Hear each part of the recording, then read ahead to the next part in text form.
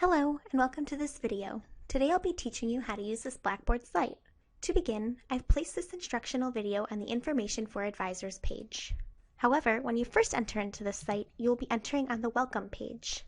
Since you have access to edit this site, you will be seeing this page in the editing mode.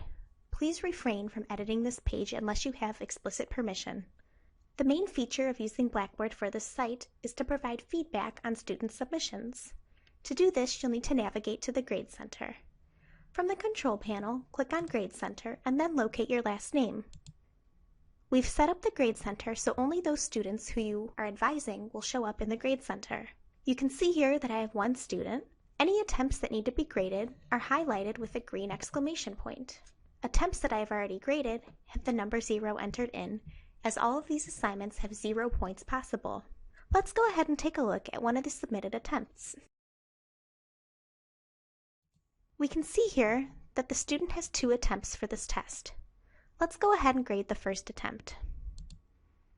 Within this IDP site, there is one test and multiple assignments.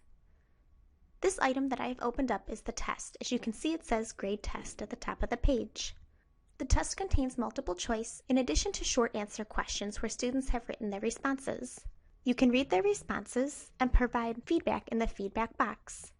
When you are done with a specific question, make sure you put 0 in the points possible value, indicating that you have looked at this question and accept their answer.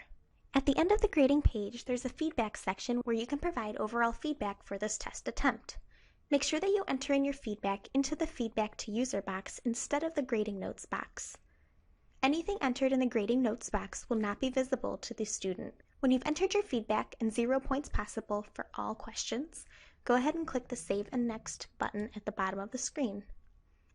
This will save your submissions and send the feedback back to the student.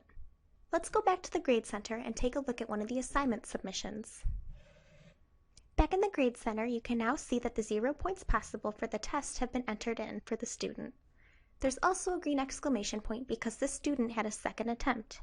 If you want, you can go ahead and grade the second attempt. For now, though, we're going to go ahead and take a look at one of their assignment attempts. Each of the assignments opens up in the inline grading tool within Blackboard.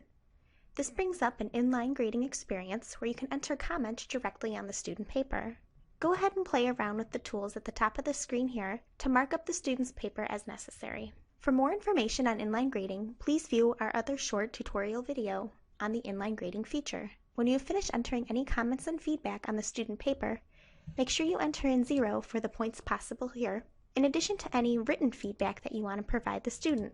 When you provided all of the feedback that you want, as well as entered in the points possible, go ahead and click the Submit button. This will submit the feedback back to the student and enter the grade into the Grade Center. Once the student has no more green exclamation points next to their name, all of their assignments have been submitted. That concludes this video on how to use this Blackboard site. If you have any additional questions, please feel free to contact the ITS Help Desk at help.case.edu or at 216-368-HELP. Thanks for watching!